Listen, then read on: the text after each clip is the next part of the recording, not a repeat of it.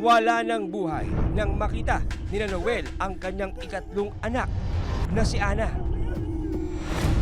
Ayon sa death certificate ng batang biktima, lumalabas na asphyxia o kawalan ng oxygen dulot ng pagkakasakal ang naging dahilan ng pagkamatay ng paslit.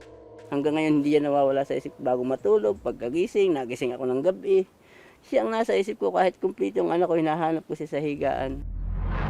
Sa tulong ng isa sa mga biktima na nakaligtas na si Chloe, kinilala ang taong posibleng nasa likod ng krimen. Kilala mo ba kung sinong gumagawa nito? Si Kuya Enteng po. Walang iba kundi ang kanilang kapitbahay na si alias Enteng. Si Enteng ay pinsang buo rin ni Romeo na ama naman ng batang si Chloe.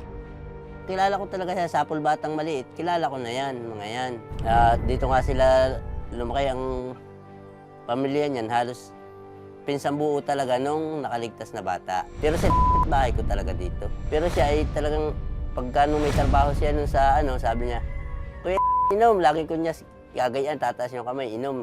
Sabi ko, wala akong pera. Sabi niya, ako naman. Gawa ng pag may pera, kung sino may pera, pag kami nagiinom, hindi siyang nabili. Ayon kay Noel, ni minsan hindi niya naisip na kayang saktan ni Enteng ang kanilang mga anak. Talagang mabait yun. Hindi ko lang sasabihin. Yun lang, ang batang yun, medyo may pagkabarumbado din niya kasi pag tinanong ng iba yun, sagot ng iba ba lang. Ayon pa kay Noel, isang araw bago mangyari ang krimen, nakapag-abot pa ang ina ni Ana ng pagkain para kay Enteng. Nay, si Kuya Enteng nandito na po. Nakilala mo rin, naglalaro ko ng manika. Oh, Enteng, bakit ka na pa rito? Manghihingi lang ho sana ako ng konting pampulutan. Tirik pa ang araw, pag inom na agad ang alak, ang inaatupag mo.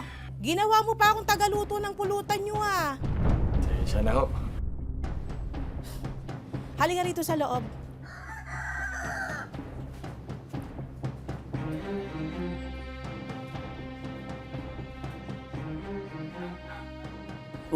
Tay, Kumain na ba kayo? di ba po inaantay po namin kayo?